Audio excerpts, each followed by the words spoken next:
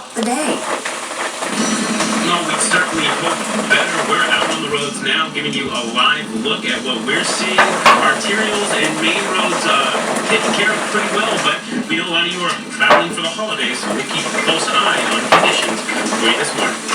And things are getting uglier between Donald Trump and Hillary Clinton, the latest cringeworthy exchange between the presidential frontrunners. And if the reindeer took a year off and Santa had to use jet fuel to power his sleigh, so much he burned through and what it would cost. It's crazy. Good morning, Northwest. I'm Robin Nance. Derek is off this morning. It's Tuesday, December 22nd. I'm assuming we'll have the answer. Oh, you know Yes. we'll have the answer. There are those people that have on their hands. No, it's a ton. You would need our refueling squad here at Fairchild Air Force Base, I think, to make sure that Santa had enough. All right, so temperatures into the mid-20s to start our day. Deer Park at 25, Sandpoint 32 degrees again with light snow falling, 16 into most like Omak, good morning. You're at 26 degrees to start your day. Now, we take a look at what's going on with our radar, and we do have some changes. First of all, we have the major jet has slipped to the south, taking with it a lot of moisture in California. But the secondary, look at what's coming up. We do have some cloud cover. We do have a chance of snow, but this is going to track northward. So we're going to see less incidents of fresh snow falling, okay? We did get some overnight, and that continues to move out. We're going to have a chance of flurries throughout the day, and by tomorrow morning, we could see another 1 to 2 inches of snow what's remaining. 25 to start our day, 30 at noon. Again, some scattered flurries still possible, and then at 5 o'clock, our high today, 32 degrees. It's going to be freezing outside. We're going to have more on that and more on Frozen. It's an event coming up January 2nd and 3rd. We'll have the details coming up. Mark, thanks. So that forecast is changing travel plans for a lot of people. Flights have been canceled and getting around on our roads could be slow going today. Let's check in with KXLY Force Casey Lund out and about, keeping an eye on our traffic. Casey? Yeah, Robin, good morning. Yeah, we're on ball to take a look at what I'm seeing here. It's a little dark. We'll get some street lights here in just a moment, but really, the arterials, even walls kind of, maybe that's not the biggest division or frankness, it's taken care of really well. The city yesterday doing a lot of work to make sure that arterials, hospital zones, bus routes were all plowed and de-iced. And really, honestly, for as much snow as we have, these streets are looking really good. I-90, when I came in from Airway Heights, which we're going to go out that way, we hear there's a number of slide-offs out there, or a couple of small incidents out there. But I-90 was bare and wet. It looked really good. There are a lot of tricky spots. Your on-ramps, your off-ramps, things that we tell you about all the time. So we want to remind you here on your screen some information. First, for Washington State, where you can get some travel information. Of course, dialing 511, going to WADOT's website, and you can tune in to 5:30 a.m.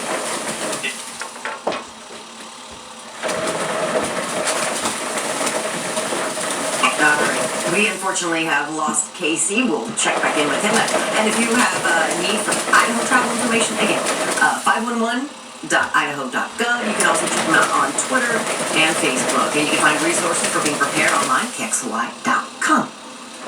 And we will try to get Casey up and moving here in a little bit. Well, Spokane City Councilman John Snyder has resigned. He's been selected to be Governor Inslee's policy advisor for outdoor recreation and economic development.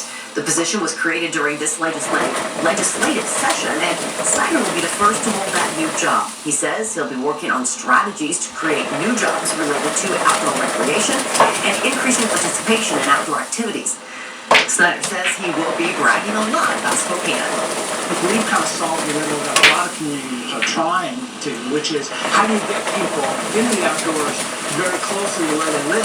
But within 10 minutes, anywhere in town, you've got hiking, biking, fishing, camping, all sorts of things. Snyder's last day on the council will be January 12th. Another local politician is stepping down as well. Spokane County Commissioner Tom Mielke has been appointed CEO of Greater Spokane Incorporated. GSI says Mielke's experience as a county commissioner and a state lawmaker makes him the perfect fit for the organization. Mielke's final day on the commission is January 31st. He starts with GSI February 1st.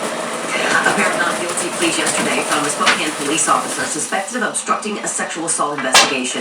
Sergeant John Gately is suspected of warning a fellow police officer that detectives wanted to look for evidence of rape by swabbing his hands for DNA.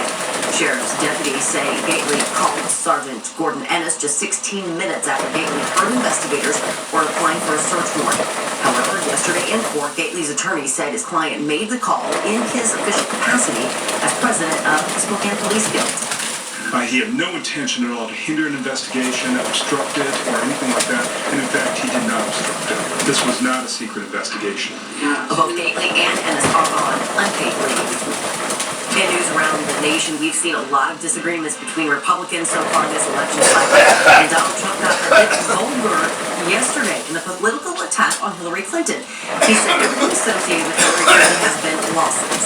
Well, she was going to beat Obama. I don't know who'd be worse. I don't know. How does it get worse?